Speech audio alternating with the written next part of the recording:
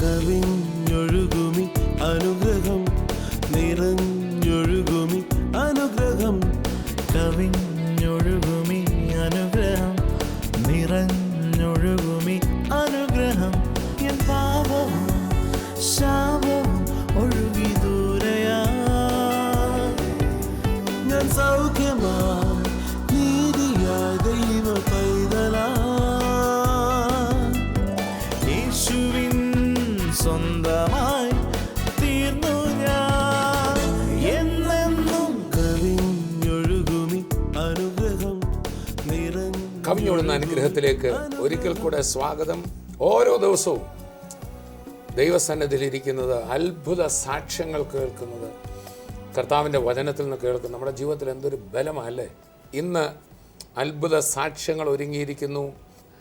എന്നോടൊപ്പം ഇന്ന് 3 ഡോക്ടർമാരാണ് ഈ പ്രോഗ്രാമിലുള്ളത്.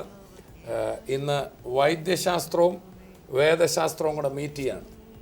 ഡോക്ടർ തോമസ് മാവേലിക്കരയിൽ താൻ പ്രാക്ടീസ് ചെയ്യുന്നതോടൊപ്പം ഇന്ന് ഹെവൻലി ഫീസ്റ്റിൻ്റെ ഒരു ശുശ്രൂഷകനായി മാവേലിക്കര മാത്രമല്ല വിവിധ സ്ഥലങ്ങളിൽ ഒരു അനുഗ്രഹീത വചന ശുശ്രൂഷയും ഒക്കെ ചെയ്യുന്നു.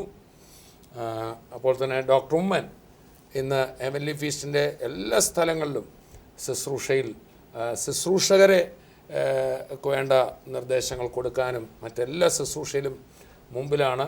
അദ്ദേഹം ഡോക്ടർ പരിപാടി പ്രാക്ടീസ് ഒക്കെ ഉപേക്ഷിച്ചു, കർത്താവിന് വേണ്ടി പൂർണ്ണമായി നിൽക്കുകയാണ്.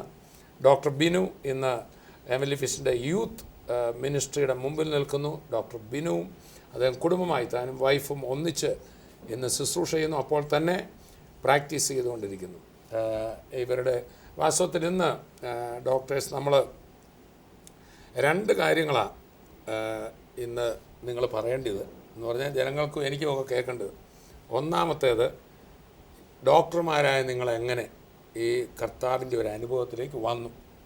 2, ഈ വൈദ്യശാസ്ത്രവും വേദശാസ്ത്രവും കൂടെ വചനവും കൂടെ എങ്ങനെ നിങ്ങൾ ഒന്നിച്ചു കൊണ്ടുപോകുന്നു. പ്രസംഗിക്കുന്നു, രോഗികൾക്ക് പ്രാർത്ഥിക്കുന്നുണ്ടായിരിക്കാം. ഇതെങ്ങനെ നിങ്ങൾ ഒന്നിച്ചു കൊണ്ടുപോകുന്നു. ഇത് ആൾക്കാർക്കൊരു എന്തോ കേൾക്കാൻ വളരെ ഉത്സാഹമുള്ളൊരു കാര്യമാണ്. അപ്പോൾ ആദ്യം ഡോക്ടർ തോമസിനെ തന്നെ പരിചയപ്പെടാം. ഡോക്ടർ തോമസ് ഒന്ന് സ്വയം പരിചയപ്പെടുത്തിയാൽ എങ്ങനെ കർത്താവിലേക്ക് വന്നത്, എന്ത് ചെയ്യായിരുന്നു, ഇവിടെ പഠിച്ചത് ഒക്കെ ഒന്ന് പറഞ്ഞാൽ നന്നായി. ഞാൻ 2001 വലിയൊരു DNBയുടെ ഗ്യാസ്ട്രോ പ്രോഗ്രാം ചെയ്തുകൊണ്ടിരിക്കുന്ന സമയമായിരുന്നു. അപ്പം അന്ന് ഇതുപോലെ വെളുപ്പിന് ഒരു ദിവസം മമ്മി എന്നെ വിളിച്ചു. ഇങ്ങനെ പറഞ്ഞു, ഡാഡി പെട്ടെന്ന് സ്ട്രോക്കായിട്ട് അപ്പോളോ ഹോസ്പിറ്റലിൽ. എൻ്റെ ഫാദർ ഇൻ ലോ, നീനയുടെ ഫാദർ. ഓക്കെ, നമ്മുടെ 2 പേരുടെയും വൈഫുമാരുടെ പേര് ഒന്നാ നീന എന്നാ, ഞങ്ങളുടെ 2 പേരുടെയും പേര് തോമസ് എന്നാണ്. അപ്പോളോ ഹോസ്പിറ്റലിൽ അഡ്മിറ്റഡ് ആയിരുന്നു. He was in A very critical situation. അപ്പം ഞാനിതറിഞ്ഞ് ഞാൻ അവിടെ ചെന്നു. ഞാൻ നേരിട്ട് ഡാഡിയെ കണ്ട് ICU ചെന്ന് ഞാൻ കണ്ടായിരുന്നു. He was comatose. അവിടുത്തെ സീനിയർ ഡോക്ടേഴ്സിനെ കണ്ടു. അവരുമായിട്ട് സംസാരിച്ചപ്പോൾ അവർക്ക് വലിയ ഹോപ്പൊന്നുമില്ലായിരുന്നു. കാരണം പ്രഷർ കൂടി, ബ്രെയിനകത്തോട്ട് ഒരു മാസീവ് ബ്ലീഡായിരുന്നു. ഞാൻ MRIയും തളർച്ചയുണ്ടായി. He was unconscious, totally unconscious ആയിരുന്നു. അവർ പിന്നീട് പറഞ്ഞ് നാച്ചുറലി അതിനുശേഷം വെൻറ്റിലേറ്റർ ഫെസിലിറ്റീസും അതെല്ലാം വേണ്ടി വരും. ഞാൻ അതെല്ലാം ഇങ്ങനെ വേഴ്സ്റ്റ് എക്സ്പെക്റ്റ് ചെയ്ത് ഇങ്ങനെ നിൽക്കുന്ന സമയമായിരുന്നു. അതിനുശേഷം I had to go back. വലിയൊരു വീണ്ടും എനിക്ക് ക്ലാസ്സസ് ഉണ്ടായതുകൊണ്ട് ഞാൻ പോകേണ്ടതായിട്ട് വന്നു. പിന്നീട് ഞാൻ അറിഞ്ഞത് ഡാഡി ഗ്രാജുവൽ ഇമ്പ്രൂവ്മെൻറ്റ് ഉണ്ടാക്കി വരികയായിരുന്നു എന്നുള്ളതായിരുന്നു കേട്ടത്. അപ്പം ഞാൻ നാച്ചുറലി എൻ്റെ ബുദ്ധിയിൽ ഞാൻ ഓർത്തത് അത് മെഡിക്കൽ സയൻസിൻ്റെ ഒരു നാച്ചുറൽ റെസ്പോൺസ് ആയിരിക്കും എന്നുള്ളൊരു ധാരണയിലാണ് ഞാൻ ഇരുന്നത്. എന്നാൽ മമ്മിയായിട്ട് കുറച്ച് കാര്യങ്ങൾ ഷെയർ ചെയ്തിരുന്ന സമയത്താണ് മമ്മി പറഞ്ഞത്, ഇങ്ങനെ കോട്ടയത്ത് നിന്ന് 2 പാസ്റ്റേഴ്സ്, അന്ന് തോമസുട്ടി ബ്രദറിനെയോ തങ്കു ബ്രദറിനെയോ എനിക്ക് അറിയത്തേയില്ല, വന്നു ഡാഡിക്ക് വേണ്ടി പ്രാർത്ഥിച്ചു. അന്ന് വാസ്തവത്തിൽ എൻ്റെ ഓർമ്മ ശരിയാണെങ്കിൽ നമ്മുടെ മെരിയൻ സ്കൂളിലെ മറിയം കൊച്ചമ്മയായിരുന്നു. അതെ അതെ, മിസ്സസ് മേരി വിജയൻ ആയിരുന്നു അല്ലേ. അന്ന് ചെന്നൈയിലൊരു ആയതുകൊണ്ട് അതെ, ചെന്നൈയിലൊരു മീറ്റിംഗ് ഉണ്ടായിരുന്നു. അന്ന് തങ്കു ബ്രദറും തോമസുട്ടി ബ്രദറും both of you came for the meeting. അപ്പം you came and prayed for daddy and went. ഹോസ്പിറ്റലിൽ വന്ന് പ്രാർത്ഥിച്ചു. എന്നാൽ എൻ്റെ വൈദ്യശാസ്ത്രം നിറഞ്ഞ എൻ്റെ മനസ്സിന് ഇത് അക്സെപ്റ്റ് ചെയ്യാനേ അന്നത് പറ്റിയില്ല. ഈ പ്രാർത്ഥിച്ചപ്പോൾ മുതലേ ഹീലിംഗ് തുടങ്ങി. Yes yes. അത് അവിടെ ഉണ്ടായ ഒരു മിറക്കിൾ, അവിടെ ഉണ്ടായ മിറക്കിൾ അത് തന്നെയായിരുന്നു. And he made A total recovery. അതിനുശേഷം ഇച്ചിരി സമയം എടുത്തതേ ഉള്ളൂ, പക്ഷേ he made A total recovery. അതിനുശേഷം 2002 അതിലാണ് ഞാൻ വാസ്തവത്തിൽ കർത്താവിനെ നേരിട്ട് അറിയാനിടയായത്. എന്നാൽ ഇതിൻ്റെ ഇൻ ബിറ്റ്വീൻ പറ്റിയ ഒരു വലിയൊരു റെവലേഷൻ എനിക്ക് ബിഫോർ ഐ ന്യൂ ഹിം കർത്താവിലേക്ക് വരാനായിട്ടുള്ള ഒരു കമ്പൽസീവ് റീസൺ. ഒരു ദിവസം ഡാഡിയായിട്ട് ഞാനിങ്ങനെ സംസാരിച്ചുകൊണ്ടിരുന്ന സമയത്ത് ഡാഡി എൻ്റെ അടുത്ത് പറഞ്ഞു, ഇങ്ങനെ ഡാഡി ചില കാര്യങ്ങൾ കണ്ടു എന്ന് പറഞ്ഞു. Now that was too much for me, because എൻ്റെ ബുദ്ധിയിൽ ഒരു കോമയിൽ കിടക്കുന്ന ഒരു മനുഷ്യൻ കിടക്കയിലായിരുന്നപ്പോൾ കണ്ടു കോമയിലായിരിക്കുന്ന ഒരു മനുഷ്യൻ ഞാൻ പഠിച്ച വൈദ്യശാസ്ത്രത്തിൽ ഒരിക്കലും ഒരു മെമ്മറി റീകോളും വരാൻ സാധ്യതയില്ല. കാരണം അദ്ദേഹത്തിൻ്റെ ബ്രെയിനകത്തോട്ട് തന്നെയാണ് മാസീവ് ബ്ലീഡ് ഉണ്ടായത്. പക്ഷേ അദ്ദേഹം കുറച്ച് എക്സ്പീരിയൻസസ് പറയാനിടയായി. It was all the more surprising because daddy എന്ന് പറഞ്ഞ വ്യക്തി അദ്ദേഹം ഒരു നല്ല ഒരു കെമിസ്റ്റായിരുന്നു. അതുകൊണ്ടായിരുന്നു മറഫിൽ എംപ്ലോയ് ചെയ്തത്. He never believed in life after death.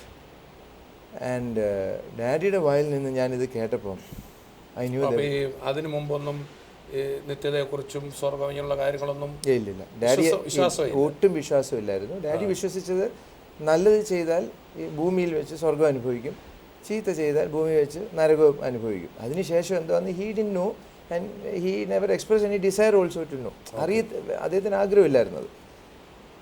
എന്നാൽ അദ്ദേഹം പിന്നീട് പറയുന്ന എക്സ്പീരിയൻസുകളാണ് എന്നെ ഇത് ചിന്തിപ്പിക്കാൻ തുടങ്ങിയത്. ഡോക്ടർ തോമസ്, സാധാരണ ആൾക്കാർ നമ്മളെ ശ്രദ്ധിച്ചുകൊണ്ടിരിക്കുകയാണല്ലോ. അപ്പോൾ ഈ മാസീവ് ബ്ലീഡിങ് ബ്രെയിനിലോട്ടുണ്ടായി എന്ന് പറയുമ്പം അങ്ങനെ ഇരിക്കുന്ന ഒരു വ്യക്തിക്ക് സാധാരണക്കാർക്ക് മനസ്സിലാവുന്നത് പോലെ നമ്മൾ പറയുകയാണെങ്കിൽ അവരുടെ സെൽസൊക്കെ എന്ത് സംഭവിക്കും? ആ ഒരു ഡെഡാകും, അതിനൊരു ലൈഫ് ഉണ്ടല്ലോ. അതിനെക്കുറിച്ചുകൂടെ ഒന്ന് എക്സ്പ്ലെയിൻ ചെയ്യുകയാണെങ്കിൽ ആൾക്കാർക്ക് ഇച്ചിരി കൂടെ ഒന്ന് അതിൻ്റെ ഒരു ഇത് ഡോക്ടർ ബിനുവിന് അതിനെക്കുറിച്ച് കൂടുതൽ പറയാമായിരിക്കുമല്ലോ.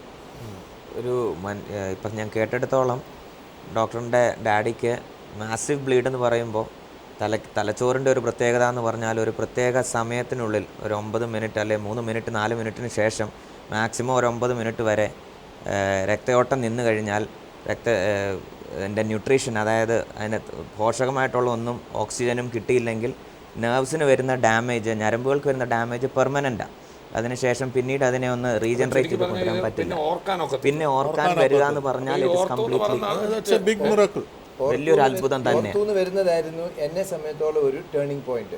ഈ ആദ്യ സൗഖ്യമായി എന്ന് കേട്ടെങ്കിലും അത്ര വിശ്വാസം എനിക്ക് വിശ്വാസം വന്നില്ല. പക്ഷെ പിന്നീട് ഡാഡി എന്താ കണ്ടത്, വല്ല സംഭവം കണ്ടതായിട്ട് പറയുന്നു? അദ്ദേഹം കണ്ടത്, ഡാഡി കിടക്കുകയാണ്. അപ്പുറവും ഇപ്പുറവും നോക്കുമ്പോൾ എണ്ണാൻ പറ്റാത്ത രീതിയിൽ കുറേ പേര് കിടക്കുക. ആ സമയത്ത് ഹി കുഡ് സീ ഒരു പേഴ്സൺ കമ്മിങ് ടുവേർഡ്സ് ഹിം. ഡാഡിയുടെ കൈ പിടിച്ചിട്ട് പറഞ്ഞു, എബ്രഹാം, നിന്റെ സമയം ആയിട്ടില്ല, മടങ്ങിപ്പോ.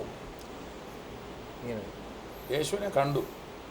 I think so, it is Jesus. പിന്നീട് ഡാഡിയുടെ വിശ്വാസത്തിന് മാറ്റം വന്നോ, കർത്താവിലായോ എന്ന് പറഞ്ഞാൽ ഈ നിത്യതയെക്കുറിച്ചൊക്കെ ആയി ആള് മാറി, ഒത്തിരി മാറി. ഹി വാസ് ചേഞ്ച്, ഒത്തിരി മാറി.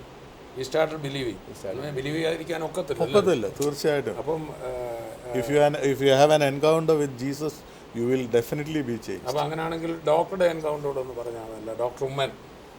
എൻ്റെ എൻകൗണ്ടർ എന്ന് പറഞ്ഞാൽ ഞാൻ ജനിച്ചു വളർന്ന കാലം മുതൽ, ഞാൻ ഇടയ്ക്കൊന്ന് കയറിക്കോട്ടെ, ഡോക്ടർ ഗാസ്ട്രോ ആണ് പ്രാക്ടീസ് അല്ലേ? ഡോക്ടർ ഉമ്മൻ ഡെന്റൽ ആയിരുന്നു. ഒത്തിരി പേരുടെ പല്ല് പറിച്ചിട്ടുണ്ട്. ഡോക്ടർ ബിനു ഇപ്പം മെഡിക്കൽ ഫീൽഡിൽ തന്നെ ജൂനിയർ ഡോക്ടറായിട്ട് വർക്ക് ചെയ്യാൻ കഴിഞ്ഞേ ഉള്ളൂ. ഇപ്പോൾ അങ്ങോട്ട് മുമ്പോട്ട് പോയിക്കൊണ്ടിരിക്കുക. ഓക്കെ. ഞാനും ഡോക്ടർ തോമസ് എൻ്റെ സീനിയറായിട്ട് സെൻറ്റ് തോമസ് ട്രിവാൻഡ്രത്ത് പഠിച്ചതാണ്. ഞാൻ അത് പിന്നീട് ഇതെല്ലാം മനസ്സിലാവുന്നത്. അപ്പം എൻ്റെ വളർന്നു വരുന്ന പ്രായത്തിൽ ആ പ്രായത്തിൻ്റേതായിട്ടുള്ള ഒരുപാട് ഏതൊക്കെ സ്വഭാവങ്ങൾ ഈ ലോകത്തിൽ വേണ്ടാത്ത സ്വഭാവങ്ങളുണ്ടോ മുഴുവൻ എനിക്കുണ്ടായിരുന്നു. എന്നാൽ അതിനെക്കുറിച്ച് എനിക്ക് യാതൊരു വിധത്തിലും അതൊരു പാപമാണെന്നോ ദൈവസന്നിധിയിൽ അത് എങ്ങനെയാണെന്നോ അതൊന്നും എന്നെ അഫക്റ്റ് ചെയ്യാത്ത എങ്ങനെ ചേഞ്ച് ഉണ്ടായി? എൻ്റെ അമ്മ അസുഖമായിട്ടിരിക്കുന്ന സമയത്ത് അമ്മയ്ക്ക് വേണ്ടി പ്രാർത്ഥിക്കാനായിട്ട് വളരെ ചെറുപ്പക്കാരനായിട്ടുള്ള ഒരാൾ വന്ന് പ്രാർത്ഥിക്കുന്ന സമയത്ത് എൻ്റെ സുഹൃത്തുക്കൾ എൻ്റെ കൂടെ നിൽക്കുക. എൻ്റെ എന്ന് പറഞ്ഞാൽ വർഷങ്ങളായിട്ട് പ്രീ ഡിഗ്രി മുതൽ BSc പഠിക്കുന്ന സമയം, അത് കഴിഞ്ഞ് സ്ഥിരമായിട്ട് നാട്ടിൽ വരുമ്പോൾ അവരെൻ്റെ കൂടെ ഉള്ളവർ, എന്നെ നന്നായിട്ട് അറിയാവുന്നവർ. അപ്പോൾ അവരുടെ മുമ്പിൽ എനിക്കൊരു ഇമേജ് ഉണ്ട് എന്ന് പറഞ്ഞാൽ സിഗരറ്റ് വലിക്കുന്ന, തോന്നിവാസം നടക്കുന്ന അങ്ങനെ ഒരാളാണ്. അവരുടെ ആ ഇമേജ് എനിക്ക് വളരെ എനിക്ക് ആ ഇമേജ് ഇഷ്ടം, എനിക്ക് വളരെ ഇഷ്ടമുള്ള ഒരു ഇമേജ് അത് എന്ന് പറഞ്ഞാൽ വഴക്കുണ്ടാക്കുന്ന, അങ്ങനെ അതിനകത്ത് ഒട്ടും താന്നു കൊടുക്കാത്ത, എനിക്ക് ഐ ലൈക്ക് ദാറ്റ് ഇമേജ്. അത് ഞാൻ വളരെ പ്രോത്സാഹിപ്പിക്കുന്നതുമായിരുന്നു. അപ്പോൾ അവിടെ നിന്ന് അമ്മയ്ക്ക് വേണ്ടി പ്രാർത്ഥിക്കുമ്പോൾ എനിക്ക് കരച്ചിൽ വരുന്നുണ്ട്. എങ്ങനെ ഈ ദേവദാസം പ്രാർത്ഥിക്കുമ്പം എൻ്റെ ഉള്ളിൽ ഞാൻ പാപിയാണെന്ന് ഞാൻ അങ്ങ് പൊട്ടിക്കരയുക. അപ്പം മനസ്സ് പറയുന്നുണ്ട്, എടാ കരയരുത്, നിൻ്റെ സുഹൃത്തുക്കളെല്ലാം കണ്ടുകൊണ്ട് നിൽക്കുക, അവരുടെ മുമ്പിൽ നീ ഒന്നും അല്ലാതായിപ്പോ. പക്ഷേ എനിക്ക് കൺട്രോൾ ചെയ്യാൻ ഒക്കുന്നില്ല, ഞാനങ്ങ് ഏങ്ങലടിച്ച് കരയുക. പ്രാർത്ഥിച്ചുകൊണ്ടിരുന്നപ്പം ഒരു വലിയ സംഭവം നടക്കുക. എൻ്റെ ഉള്ളിൽ എനിക്ക് പാപബോധം എന്ന് പറഞ്ഞാൽ ഞാൻ വലിയൊരു പാപിയാണ്, ദൈവത്തിൻ്റെ മുമ്പാകെ ഞാൻ ഒരുപാട് തെറ്റ് ചെയ്തിട്ടുണ്ടല്ലോ, അതാ എന്നെ ഹോണ്ട് ചെയ്തത്. പ്രത്യേകിച്ച് ആരും സുവിശേഷം പറഞ്ഞു ഒന്നുമില്ല, ആ പ്രാർത്ഥിക്കുന്ന ബൈബിൾ തുറന്ന് ഇങ്ങനെ ചെയ്യുന്നൊക്കെ ഒന്നും പറയുന്നില്ല. അവിടെ അദ്ദേഹം പ്രാർത്ഥിക്കുന്ന സമയത്ത് ഹോളി സ്പിരിറ്റ് സത്യമായിട്ടും എൻ്റെ ഇന്നത് അറിയാവുന്നതോടെ തോമസ് ബ്രദറെ എനിക്കൊരു കാര്യം അറിയാം, കർത്താവ് എന്നെ സ്നേഹിക്കുന്നത് കൊണ്ടാണ് അന്ന് എന്നെ തൊട്ട്. അല്ലാതെ അങ്ങനെ ഒരു ജീവിതം പോയിരുന്നെങ്കിൽ എനിക്ക് റിഗ്രറ്റ് ചെയ്യുന്ന ഒരുപാട് കാര്യങ്ങളുണ്ട്, ഞാൻ മറക്കത്തില്ല. എൻ്റെ ക്ലിനിക്കിൽ വന്നു, പ്രൈവറ്റ് പ്രാക്ടീസാണ്, ക്ലിനിക്കിൽ ആൾ വന്നാലേ കാര്യങ്ങൾ നടക്കത്തുള്ളൂ, കാശ് വരത്തുള്ളൂ, ഒക്കെ ശരിയാണ്. ഒരു അമ്മച്ചി വന്നു, ഞാൻ നന്നായിട്ട് സിഗരറ്റ് വലിക്കുന്ന സമയമാണ്. ഞാൻ സിഗരറ്റ് വലിച്ചത് പുറത്തിറങ്ങിയെന്ന് വലിച്ചേച്ച് അമ്മച്ചി കയറുന്ന കണ്ടുകൊണ്ട് കളഞ്ഞു വെച്ച് എനിക്ക് അതുപോലെ, ഞാൻ ക്ലിനിക്കിലിരിക്കുന്ന ഡോക്ടർ സിഗരറ്റ് വലിക്കുമോ എന്ന് ചോദിച്ചാൽ ഒരു ഡോക്ടറും ചെയ്യാത്തൊരു പരിപാടിയാണ്. പക്ഷേ എനിക്ക് പറ്റത്തില്ല, ഞാൻ അങ്ങനെ നിന്നിരുന്ന ഒരു വ്യക്തി, അഡിക്റ്റായിരുന്നു. ഞാനത് കളഞ്ഞേച്ച് അകത്തോട്ട് കയറി വന്ന് അമ്മച്ചിയുടെ കൈ കഴുകി, എന്നിട്ട് അമ്മച്ചിയുടെ അടുത്തോട്ട് വന്ന് വായിലോട്ട് കൈ ഇട്ടോണ്ടേ അമ്മച്ചി പറഞ്ഞു, മോനെ സിഗരറ്റ് മാറും, മോൻ ഒന്നുകൂടെ കൈ കഴുകാവും. എൻ്റെ മറുപടി, അമ്മച്ചി ഇവിടെ ഇങ്ങനെ സൗകര്യമുണ്ടെങ്കിൽ പല്ലെടുത്താൽ മതി, അല്ലെങ്കിൽ ഇവിടുന്ന് അന്ന് ₹1.50 തിരുവല്ലായ്ക്കുള്ള പോയിന്റ്, ₹1.50 കൊടുത്താൽ തിരുവല്ലയിൽ ഇറങ്ങാം, അവിടെ വേറെ ഡോക്ടർമാരുണ്ട്. അതുപോലെ എനിക്ക് അറകണ്ടെന്ന് പറഞ്ഞാൽ നമുക്കതൊന്നും ഒരു വിഷയമല്ല, സൗകര്യം ഉണ്ടെങ്കിൽ നിങ്ങൾ വന്നാൽ മതി, ഇതായിരുന്നു എൻ്റെ ആറ്റിറ്റ്യൂഡ്. അപ്പോൾ ഈ ഒരു സംഭവത്തോടെ എന്ന് പറഞ്ഞാൽ ഒരു അന്ന് ആ ദേവദാസം പ്രാർത്ഥിച്ചപ്പോൾ ഹൃദയത്തിലുണ്ടായ പരിവർത്തനത്തോടെ ഒരു മൊത്തം മാറ്റമുണ്ട്. മൊത്തം മാറ്റം എന്ന് പറഞ്ഞാൽ തോമസ് അന്ന് ഞാൻ വീട്ടിൽ വന്നിരുന്നേച്ച് ഞാൻ ആദ്യമായിട്ട് മുട്ടയിൽ നിന്ന് പ്രാർത്ഥിച്ചതെന്ന് പറഞ്ഞാൽ രാത്രി മുഴുവൻ, എനിക്കത് ഓർമ്മയില്ല എത്ര മണി വരെ എന്ന്. രാവിലെ പത്രക്കാരൻ പത്രം ഇടാനായിട്ട് വരുന്ന സമയത്ത് അയാളുടെ സൈക്കിളിൻ്റെ ശബ്ദം കേട്ടാൽ എനിക്ക് ബോധം വരുന്നു. അത്രയും നേരം ഞാൻ മുട്ടയിൽ നിന്ന് എൻ്റെ പഴയകാല ജീവിതത്തിൽ ചെയ്തതൊന്നും ദൈവമുമ്പാകെ ശരിയല്ലല്ലോ എന്നുള്ളത് വരിക എന്ന് പറഞ്ഞാൽ തോമസ് അതൊരു വല്ലാത്ത ഫീലിംഗ്. നമ്മുടെ കണ്ണിൽ നിന്ന് ഇങ്ങനെ ഒഴുകുക. ഇതുവരെ എന്നാ അതിന് പറയുന്നത്, പാപമല്ല എന്ന് കണ്ടിരുന്ന കാര്യങ്ങൾ മുഴുവനും പെട്ടെന്നൊരു സുപ്രഭാതത്തിൽ നമുക്ക് പാപമാണെന്ന് തോന്നുക എന്ന് പറഞ്ഞാൽ ആ ഫീലിങ്ങിൻ്റെ അടിയിൽ നമ്മളങ്ങ് ഒന്നും ഇല്ലാതായി പോവുക. അപ്പം അന്ന് ഇത് കർത്താവ് എന്നിൽ പ്രവർത്തിക്കുകയാണെന്നൊക്കെ മനസ്സിലായി. കർത്താവെന്നല്ല, എന്തോ ഒരു എന്ന് പറഞ്ഞാൽ എൻ്റെ ചെറുപ്പത്തിൽ എൻ്റെ അമ്മ ഇവരൊക്കെ പ്രാർത്ഥിക്കുന്നത് ഞാൻ കണ്ടിട്ടുണ്ട്. അപ്പം ദൈവം ഉണ്ടോയെന്ന് ചോദിച്ചാൽ ദൈവം ഉണ്ടെന്നറിയാം. പക്ഷേ എൻ്റെ ഒരു സ്വഭാവത്തിന് അമ്പലത്തിൽ പോയാലും പള്ളിയിൽ പോയാലും എവിടെ പോയാലും ദൈവമേ എന്നേ വിളിക്കത്തുള്ളൂ. എന്നാന്ന് വെച്ചാൽ ഞാൻ വിശ്വസിച്ചിരുന്ന എല്ലായിടും ദൈവമുണ്ട്, എല്ലാ ദൈവവും ഒരുപോലെ, ഇങ്ങനെയൊക്കെ ജീവനുള്ള ദൈവം, അങ്ങനത്തെ ഒരു വശങ്ങളൊന്നും എൻ്റെ തലയിൽ കൂടെ പോകുന്നില്ല. ദൈവം എന്നുള്ള കൺസെപ്റ്റിനപ്പുറം മനുഷ്യനകത്ത് സ്വാഭാവികമായിട്ട് ഓരോ പ്രായത്തിൽ ഓരോ സ്വഭാവങ്ങൾ. അതോടുകൂടെ ഒരു പരിവർത്തനം ഉണ്ടായി. പിന്നെ എന്തുകൊണ്ട് സുവിശേഷ വേലയിലേക്ക് വരാൻ? അത് തോമസ് ക്ലിനിക്കിലുള്ള, അപ്പോഴത്തേക്ക് ക്ലിനിക്കിൽ പോകും, അവിടെ ഇരുന്നാൽ ബൈബിള് തുറന്ന് വെച്ച് വായിക്കുക. അപ്പം ഞാൻ വീട്ടിലിരുന്ന് എൻ്റെ ഒരു പഴയ ബൈബിൾ എടുത്തേച്ച് നമ്മൾ ഒരുപാട് വായിക്കുക. അപ്പം മീറ്റിംഗ് ഉണ്ട് എവിടെയെങ്കിലും എന്ന് കേട്ടാൽ പോകാനൊരാഗ്രഹം. അങ്ങനെ ഒരു 3 ദിവസം ഉപവാസ പ്രാർത്ഥനയുണ്ടെന്ന് കേട്ടു. നമുക്കപ്പം ഈ ഉപവാസ പ്രാർത്ഥന തന്നെ ഉപവസിക്കണമെന്നൊന്നും അറിയത്തില്ല, അങ്ങ് പോവാം, മീറ്റിങ്ങിന് പോവാം, നന്നായിട്ട് ഭക്ഷണം കഴിച്ചേച്ചാൽ പോകുന്നു, ഉപവസിച്ചിട്ടൊന്നുമല്ല, നമ്മൾ മീറ്റിങ്ങിന് പോകണമെന്നൊരാഗ്രഹം. അങ്ങനെ 3 ദിവസത്തെ ഒരു മീറ്റിങ്, ഞാൻ കാറുണ്ട് വീട്ടിൽ, കാറേ പോയി വന്ന് നിൽക്കുക. എറണാകുളത്തെ മീറ്റിംഗ് കഴിഞ്ഞ് തിരിച്ച് ഞാൻ ക്ലിനിക്ക് വന്ന് തുറന്നു. ക്ലിനിക്കിൽ കയറി ഇരുന്ന് അങ്ങനെ ഒരാൾ കയറി വന്നേച്ച് പറഞ്ഞു, ഡോക്ടറാണോ? ഞാൻ പറഞ്ഞു അതെ. ഞാൻ ചോദിച്ചു എന്നാ പല്ലെടുക്കാനാണ്? അല്ല. ഞാനൊരു 3 ദിവസം മുമ്പ് ഇവിടെ വന്നിരുന്നു. ഇവിടെ ഒരു ക്ലിനിക്ക് ഉണ്ടെന്ന് അറിഞ്ഞുകൊണ്ട് അതിവേദന എടുത്താണ് വന്നത്. അന്നേരം ക്ലിനിക്ക് അടച്ചിട്ടേക്കുക. എന്നിട്ട് അതുവരെ ഡോക്ടറെന്ന് വിളിച്ച പുള്ളി, താൻ എന്നാ മനുഷ്യനാണ്, ഇത്രയും വേദനയോട് ഒരുത്തം വരുമ്പം താൻ ക്ലിനിക്ക് അടച്ചിട്ടേച്ച് എവിടെ പോയേക്കായിരുന്നു, തനിക്ക് ഈ പണി പറ്റത്തില്ല, നിർത്തിയേച്ച് വേറെ പണിക്ക് വല്ലതും പോകും. അപ്പം പഴയ സ്വഭാവത്തിനാണെങ്കിൽ അന്നേരം എൻ്റെ മറുപടി എന്ന് പറഞ്ഞാൽ, അതിന് നിൻ്റെ ചിലവിലല്ലല്ലോ ഞാനിത് നടത്തുന്നതെന്നാണ് ഞാൻ പറയേണ്ടത്. പക്ഷേ എനിക്കൊന്നും മിണ്ടാൻ പറ്റുന്നില്ല. ഞാൻ മിണ്ടാതിരുന്നത് കേട്ടു. ഞാൻ വീട്ടിൽ പോയിട്ട് എൻ്റെ വൈഫിനോട് പറഞ്ഞു, ഇങ്ങനൊരു പ്രശ്നമുണ്ട്, ഇനി എനിക്ക് തുടർന്ന് ക്ലിനിക്ക് നടത്തണമെന്നില്ല, ഞാൻ എന്നാ ചെയ്യേണ്ടി. അപ്പോൾ എനിക്കങ്ങ് രാത്രി മുഴുവൻ അങ്ങ് ഇത് എങ്ങനെ അങ്ങനെയൊക്കെ മനുഷ്യർ പറയുന്ന ഉടനെ എനിക്ക് ഈ പ്രാർത്ഥന ആ ലൈനിലോട്ടൊരു താല്പര്യമുണ്ട്. എന്നാൽ ഇത് നിർത്താനൊക്കെ ഇത്രയും കാശ് ഇൻവെസ്റ്റ് ചെയ്തതല്ലയോ എന്നൊക്കെ മനസ്സിൽ ചിന്തകളുണ്ട്. ഞാൻ ഏതായാലും രണ്ടും കൽപ്പിച്ച് നിർത്തി. ഫാദർ ഒന്നും ക്ലിനിക്ക് നിർത്തി. എന്നിട്ട് പതുക്കെ എന്നാൽ ശുശ്രൂഷയെങ്കിൽ ശുശ്രൂഷ എന്നാ ചെയ്യണമെന്നൊന്നും അറിയത്തില്ല. ആദ്യത്തെ സ്റ്റെപ്പ് അങ്ങനെ വെക്കുന്നു. തങ്കബ്രദറിനെ കാണുമ്പോൾ എനിക്ക് ഒറ്റ പ്രാർത്ഥനയുള്ളായിരുന്നു, കർത്താവെ ക്ലിനിക്ക് നിർത്തിയത് തെറ്റാണോ ശരിയാണോ എന്ന് എനിക്ക് ഇന്നും അറിയത്തില്ല, എനിക്ക് എന്നാ പറയണമെന്ന് അറിയത്തില്ല. നീ ഇനി എന്നെ ശുശ്രൂഷയ്ക്കാണ് വിളിച്ചിരിക്കുന്നെങ്കിൽ അതിനകത്തൊരു മുന്നേറ്റം തരണം, അപ്പം ഞാൻ ഉറപ്പിക്കും ക്ലിനിക്കല്ല. അങ്ങനെ ഞാൻ ആദ്യത്തെ സ്റ്റെപ്പ് വെക്കുന്നു. കർത്താവിൻ്റെ മഹാവലിയ കരുണ കൊണ്ട് അന്നത്തെ എൻ്റെ ഉള്ളിൽ തന്ന തോന്നൽ സാക്ഷാൽ യേശു തന്നെ തന്നതാണെന്നുള്ളൊരു ബോധ്യം വരത്തക്ക രീതിയിൽ കർത്താവ് ശുശ്രൂഷകളിൽ ഉപയോഗിക്കുന്നുണ്ട്. എനിക്കതിൽ കർത്താവിനോടല്ലാതെ എൻ്റെ കയ്യിൽ നിന്ന് തന്നെ കൊടുക്കാനൊന്നുമില്ല, കർത്താവിനെ കൊടുക്കാനുള്ളൂ. അതുകൊണ്ട് കർത്താവിനോടാണ് നന്ദി. ഇപ്പോൾ ഇപ്പം എത്ര നാളായി ശുശ്രൂഷയില്ല? 14 കൊല്ലം. 14 കൊല്ലമായിട്ട് കർത്താവിൻ്റെ ശുശ്രൂഷ ചെയ്യുന്നു. അനേകരുടെ വിടുതലിന് കർത്താവ് തീർച്ചയായും സന്തോഷമുണ്ട്. ആദ്യ സന്തോഷം. ഡോക്ടർ ബിനു യൂത്തിൻ്റെ ഇടയിൽ നിന്ന് മിനിസ്ട്രി ചെയ്യുന്ന പല രാജ്യങ്ങളിൽ മിനിസ്ട്രി ചെയ്യുമ്പോൾ ജീവിതത്തിലുണ്ടായ മാറ്റം ചുരുക്കി പറയാമോ? ഞാൻ പഠിത്തകാലത്ത് വളരെ സമർത്ഥനായി പഠിച്ചുകൊണ്ടിരുന്ന ഒരു വിദ്യാർത്ഥിയായിരുന്നു. ഏത് പെർസെൻറ്റേജ് ഒക്കെ കിട്ടുമായിരുന്നു? ഏറ്റവും ക്ലാസ്സിലും സ്കൂളിലും ഈവൻ സ്റ്റേറ്റ് ലെവലിലും നാഷണൽ ലെവലിലും റാങ്ക് ആയിരുന്നു എനിക്ക്. 12th-ലും 10th-ലും എനിക്ക് റാങ്ക് ഹോൾഡർ ആയിരുന്നു. അതിനുശേഷം എൻട്രൻസിലും മെറിറ്റോടെയാണ് ഞാൻ സ്റ്റേറ്റ് മെഡിക്കൽ കോളേജിൽ കയറുന്നത്. പക്ഷേ അതിനുശേഷമാണ് എൻ്റെ ഉള്ളിൽ ഉണ്ടായിരുന്ന ഒരു സെൽഫ് കോൺഫിഡൻസ്, എൻ്റെ പഠിത്തത്തിലുണ്ടായിരുന്ന ഒരു കോൺഫിഡൻസ് പെട്ടെന്ന് അങ്ങ് ഇല്ലാതെയായി. മെഡിക്കൽ കോളേജിൽ കോട്ടയം മെഡിക്കൽ കോളേജിൽ പഠിച്ചുകൊണ്ടിരിക്കുമ്പോൾ എൻ്റെ പേഷ്യൻസിനോട് ഇടപെടുമ്പോൾ എൻ്റെ ഉള്ളിൽ കോൺഫിഡൻസിന് ഒരു കുറവ് തോന്നി. ആ കുറവ് കാരണം തന്നെ വീണ്ടും പേഷ്യൻസിനോട് ഫേസ് ചെയ്യുന്നതെന്ന്. പഠിത്തത്തിൽ നല്ല കോൺഫിഡൻസ് ആയിരുന്നു, ബുക്സിനോട് നല്ലതായിരുന്നു റിലേഷൻ, പീപ്പിളിനോടായിരുന്നു കുഴപ്പം. അവിടെ എനിക്ക് ഉള്ളിലൊരു പേടി തോന്നിയോണ്ട് അതിൽ നിന്ന് ഞാൻ പുറകോട്ട് വലിയാൻ തുടങ്ങി. വലിഞ്ഞപ്പോൾ എൻ്റെ പഠനത്തിലും അത് ബാധിച്ചു. അങ്ങനെ പഠനം എൻ്റെ വളരെ മോശമാകാൻ തുടങ്ങി. അത് മോശം. റാങ്ക് ലെവലിൽ നിന്ന് പെട്ടെന്ന് ഒരു താഴേക്ക്. ഇന്ന് ഡോക്ടർ ഉമ്മച്ചൻ പറഞ്ഞതുപോലെ ഇത് പെട്ടെന്ന് എല്ലാം അങ്ങ് ഇല്ലാതാകുമ്പോൾ, ഉള്ള ഇമേജ് ഇല്ലാതാകുമ്പോൾ പിന്നുണ്ടാകുന്ന ഒരു പേടി എന്നെ അങ്ങ് ബാധിച്ചു. എൻ്റെ പഠിത്തമായിരുന്നല്ലോ എൻ്റെ എല്ലാം, അത് പോയപ്പോഴേക്കും എനിക്കൊരു ഐഡൻറ്റിറ്റി ഇല്ലെന്നുള്ളൊരു പേടിയായിപ്പോയി. അതിനുശേഷമാണ് ഞാനൊരു മീറ്റിംഗ്, മെഡിക്കൽ കോളേജിലൊരു മീറ്റിംഗ് സ്വർഗീയ വിരുന്നിൻ്റെ ഞാൻ അത് പങ്കെടുക്കാനിടയായി. വളരെ യാദൃശ്ചികമായിട്ട് ഒരു ക്രിസ്മസ് മീറ്റിംഗ് ആയിരുന്നു, ഒരു ക്രിസ്മസ് ഗെറ്റ് ടുഗദർ ആയിരുന്നു.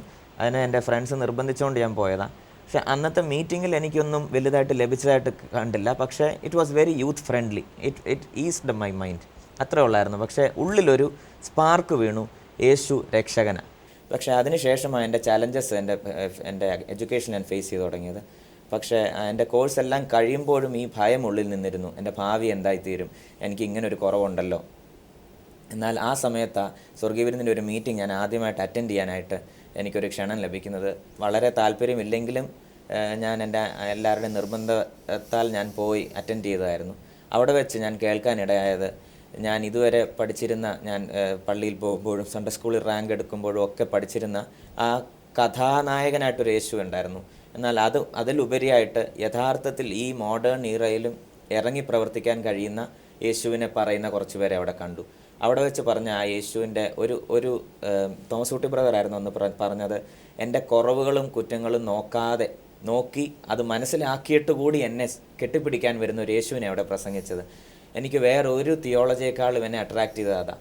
കാരണം അന്ന് എൻ്റെ ഉള്ളിൽ ഭാരം വന്നിരുന്നത് ഞാൻ കുറവുള്ളവനാണല്ലോ, അതായിരുന്നു എൻ്റെ കോൺഫിഡൻസിൻ്റെ ഇല്ലായ്മയുടെ റൂട്ട്. ആ കോൺഫിഡൻസ് ആ റൂട്ടിൽ തന്നെ. വലിയ കുഴപ്പക്കാരനൊന്നും അല്ലായിരുന്നു തോന്നുന്നു. എന്നാൽ കള്ളുകൂടിയോ യാതൊരു കുഴപ്പവും എൻ്റെ ജീവിതത്തിലില്ല. ആവശ്യമില്ലാത്തൊരു ഗിൽറ്റി, ആവശ്യമില്ലാത്തൊരു ഗിൽറ്റി കോൺഫിഡൻസ്.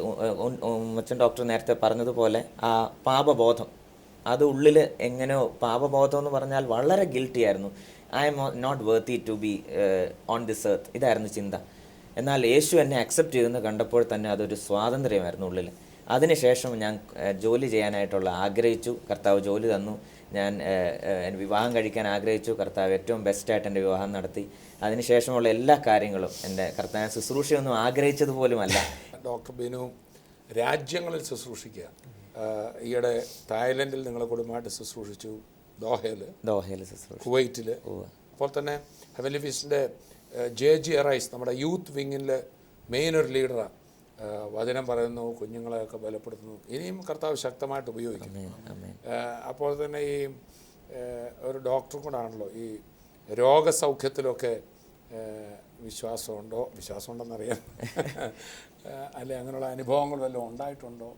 രോഗസൗഖ്യത്തിൽ ഞാൻ ആദ്യം വരുമ്പോൾ ഒട്ടും വിശ്വാസമില്ലാത്ത വ്യക്തിയായിരുന്നു. എൻ്റെ മനസ്സിലുണ്ടായിരുന്നത് ഇങ്ങനെ രോഗസൗഖ്യം വരുമെങ്കിൽ പിന്നെ 6 കൊല്ലം പഠിച്ച MBBS എടുക്കേണ്ട കാര്യം എന്താണെന്നായിരുന്നു. അതുകൊണ്ട് തന്നെ വരുമ്പോൾ എനിക്ക് വളരെ സ്കെപ്റ്റിക്കലായിട്ടായിരുന്നു ഞാനിതിനെ കണ്ടുകൊണ്ടിരുന്നത്. എന്നാൽ ഒരു ദിവസം ഇതുപോലെ മീറ്റിംഗ് അറ്റൻഡ് ചെയ്തപ്പോൾ 3-ാമത്തെ ആഴ്ചയിൽ ഞാൻ വന്നു തുടങ്ങിയതേ ഉള്ളൂ. 3-ാമത്തെ ആഴ്ചയിലാണ് ഞാൻ കണ്ടുകൊണ്ടിരിക്കുമ്പോൾ ഒരു 50 മീറ്റർ മാറി നിന്ന് ആരാധിച്ചുകൊണ്ടിരുന്ന ഒരു അമ്മച്ചി, ഒരു ചട്ടയും മുണ്ടും കൊടുത്തിരുന്ന ഒരു അമ്മച്ചിയുടെ വളഞ്ഞിരുന്ന അസ്ഥി ഞാൻ കണ്ടുകൊണ്ടിരിക്കുക, വളഞ്ഞിരുന്ന മുട്ടുകൾ വാദം വന്ന് വളഞ്ഞിരിക്കുക. അത് വെച്ചുകൊണ്ട് അമ്മച്ചി ആരാധിക്കുന്ന കണ്ടപ്പോൾ ഞാൻ വളരെ, കോട്ടയത്ത് നാഗമ്പടത്ത് നടക്കുന്ന ഒരു മീറ്റിങ്ങിൽ വളഞ്ഞിരുന്ന അസ്ഥിയോടുകൂടെ അമ്മച്ചി തുള്ളുക. ഇപ്പോൾ തുള്ളുമ്പോൾ എൻ്റെ മനസ്സിൽ ഓർമ്മയുണ്ട്, ഇവരുടെ അറിവില്ലായ്മ ഇവരൊക്കെ ചൂഷണം ചെയ്യുകയാണല്ലോ, അവരെ അടങ്ങി ഒതുങ്ങി ഇരുന്ന് ആരാധിക്കേണ്ടവരല്ലേ, വെറുതെ കാല് വേഴ്സാക്കുകയല്ലേ എന്നൊക്കെ എൻ്റെ മനസ്സിലുണ്ട്. പക്ഷേ അത് നോക്കിക്കൊണ്ടിരിക്കുമ്പോൾ തന്നെയാണ് രോഗസൗഖ്യം പലതും വിളിച്ചു പറയുന്നുണ്ട്, ഞാനതിന് ശ്രദ്ധ കൊടുക്കുന്നില്ല. പക്ഷേ എൻ്റെ കൺമുമ്പിലിരുന്ന അമ്മച്ചിയുടെ വളഞ്ഞ അസ്ഥി നിവർന്നു. ഞാൻ കണ്ടുകൊണ്ടിരിക്കുക. കണ്ടപ്പോൾ അതിൻ്റെ കൺട്രോള് പോയി. ഞാൻ അമ്മച്ചിയുടെ അടുത്തോട്ട് ഓടി. അമ്മച്ചിയുടെ ചോദിക്കാനാണ് ഞാൻ കണ്ടത്. കാരണം വലിയൊരു ജനക്കൂട്ടം നടക്കുന്നതല്ലേ, ഒരു ഇല്യൂഷനാണോ നമുക്ക് തോന്നിയതായിരിക്കാം, 50 മീറ്റർ ദൂരത്തിലല്ലേ ആയിരിക്കുമെന്ന് വിചാരിച്ച് ഓടുമ്പോൾ ഞാൻ കണ്ടത് സത്യമാണെന്ന് തെളിയിച്ചുകൊണ്ട് അമ്മച്ചി സ്റ്റേജിലോട്ട് ഓടുക. സാക്ഷ്യം പറയാനായിട്ട് മുന്നോട്ട് വരാൻ പറഞ്ഞപ്പോൾ അമ്മച്ചി അതിൻ്റെ ഇടയിലോട്ട് ഓടുക. ഞാനത് കേട്ട് താമസിച്ചാണേലും കുറേ നേരം സാക്ഷ്യങ്ങൾ കേട്ടതിന് ശേഷം അമ്മച്ചിയുടെ സാക്ഷ്യം പറഞ്ഞപ്പോൾ ഞാൻ കണ്ടത് സത്യമാണെന്ന് തെളിഞ്ഞു. അന്ന് മുതൽ ഞാൻ വിശ്വസിച്ച കാര്യങ്ങൾക്കൊക്കെ ഒരു ക്വസ്റ്റ്യൻ മാർക്ക് വന്നു. എനിക്ക് പിന്നീട് ആ കർത്താവിൽ വളർന്നപ്പോഴാണ് എനിക്ക് മനസ്സിലായത്, രോഗസൗഖ്യം ഒട്ടും ഞാൻ പഠിച്ച MBBSന് വിരുദ്ധമല്ല. MBBSൻ്റെ കുറവിനെ നികത്തുന്നതാണ് കർത്താവിൻ്റെ രോഗസൗഖ്യം. അതുകൊണ്ട് MBBS അല്ലെങ്കിൽ MBBS ആയിക്കോട്ടെ, ഏത് വൈദ്യശാസ്ത്രമായിക്കോട്ടെ, ലോകത്തിൽ മനുഷ്യൻ്റെ ജ്ഞാനം എവിടെ സുല്ല് പറയുന്നോ ആർക്കും വിഷമിക്കാനില്ല. അവിടെ ദൈവത്തിൻ്റെ ജ്ഞാനത്തിന് ഒരു ഉത്തരവുണ്ട്. പക്ഷെ അവിടെ പറ്റാത്തതാണ്. അവിടെ പറ്റിയില്ലെങ്കിൽ നിരാശ വേണ്ട. ഈ 12 വർഷം രക്തസ്രാവമായിരുന്ന സ്ത്രീയെക്കുറിച്ച് പറയുന്നൊരു വാക്കുണ്ട്. അവള് വൈദ്യന്മാരാൽ ഏറിയോന്ന് സഹിച്ചെന്ന്, ഡോക്ടർമാരെല്ലാം കൂടെ ചികിത്സിച്ച് അവൾക്ക് എന്നും കൊണ്ട് വൈദ്യശാസ്ത്രത്തെ വചനം തള്ളിയും പറയുന്നില്ലല്ലോ, പറയുന്നില്ല അല്ലേ. ഡോക്ടർ ലൂക്കാണ് 2 പുസ്തകം എഴുതിയത്. പൗലൂസ് തന്നെ ഒരു മെഡിക്കൽ പ്രിസ്ക്രിപ്ഷൻ പോലെ ഒരു സമയത്ത് പറയുന്നുണ്ട്, അതിനൊന്നും എതിരല്ല. പക്ഷേ അവള് ചില സമയത്ത് ഈ ട്രീറ്റ്മെൻറ്റ് കൊണ്ട് തന്നെ മനുഷ്യൻ വിഷമിച്ചു പോകും അല്ലേ. അവിടെ യേശു അത്ഭുതം ചെയ്തു. അപ്പം അത് റിയലാണ്. പ്രിയപ്പെട്ടവരെ, തിരുവചനത്തിലെ ഒരു കാര്യവും കഥ എഴുതി വെച്ചിട്ടില്ല. എൻ്റെ കൂടെ 3 ഡോക്ടേഴ്സ് അവരുടെ അനുഭവങ്ങൾ നമ്മളോട് പങ്കുവച്ചു. 3 പേരും വളരെ വ്യത്യസ്തമായ രീതിയിൽ. ഡോക്ടർ തോമസ് തൻ്റെ ഫാദർ ലോയുടെ അത്ഭുത സൗഖ്യം കണ്ട യേശുവിനെ അറിഞ്ഞത്. ഡോക്ടർ ഉമ്മന് ഒരു ദൈവദാസൻ പ്രാർത്ഥിക്കുമ്പോൾ അതുവരെ ചേഞ്ച് ഇല്ലാത്ത ആൾ ഒറ്റ പ്രാർത്ഥന കേട്ടപ്പം ഹൃദയം രൂപാന്തരപ്പെട്ടു.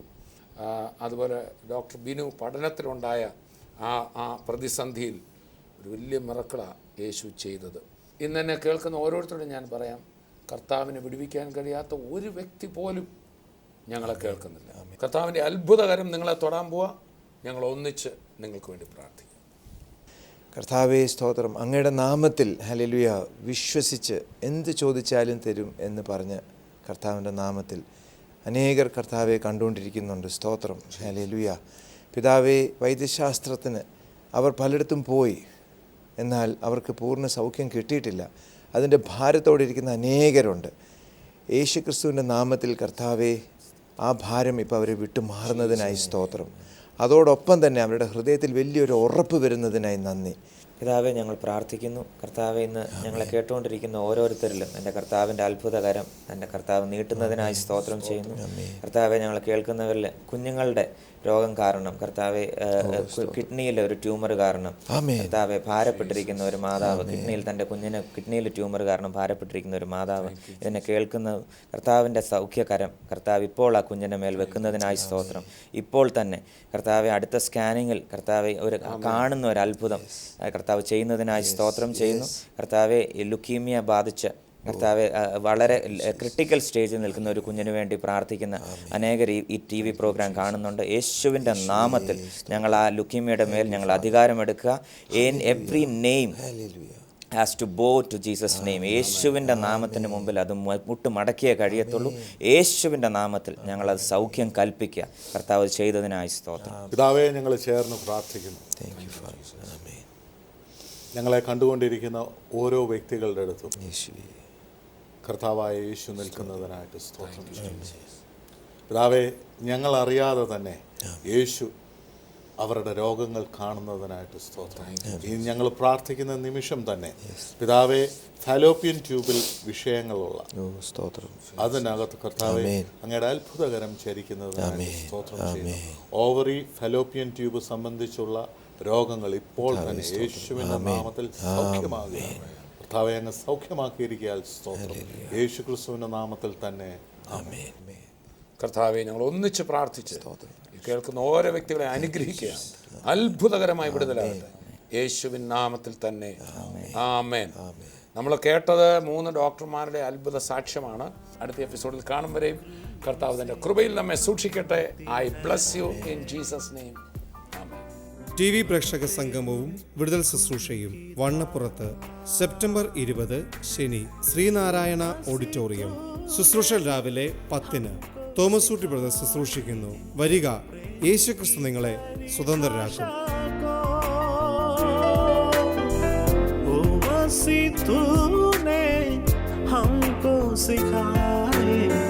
प्रेम की परिभाषा को